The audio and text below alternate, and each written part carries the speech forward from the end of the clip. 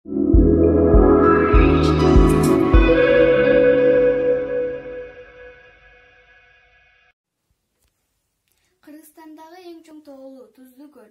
Кыргыздар бул көлдү Кыргызстандын Белмети деп аташат.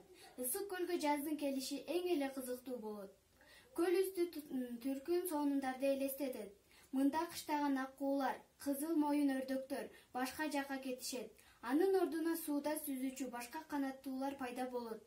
Айрыкча каркыралардын канат сермеши кандай кызыктуу. Ал эми көз талдырган канат сермеген көк кытандарчы. Баардык келген куштардын тобун карап отурса, көп нерселерди байкоого болот. Ошентип Ысык көлгө 16 түрдүү келген куштар учуп келишет. Уяларды салышат, жумурткалашат, балапан чыгарышат.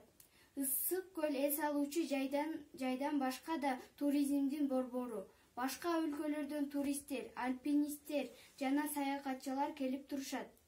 Алар көлдүн кооздугуна, тунуктугуна, абанын тазалыгына суктанып кайтышат.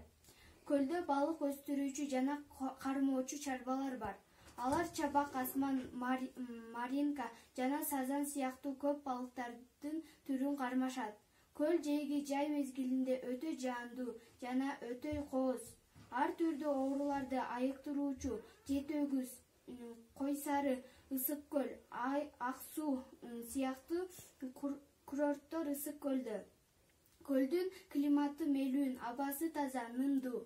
Ысык көлдүн туш тарабы тоолор менен курчалган. Күнгөй тескей ала тоолору, аскасы асман тиреген өзүнчө бир көрктүү. Ысык көлдү таң азалап акындар ыр жазышкан.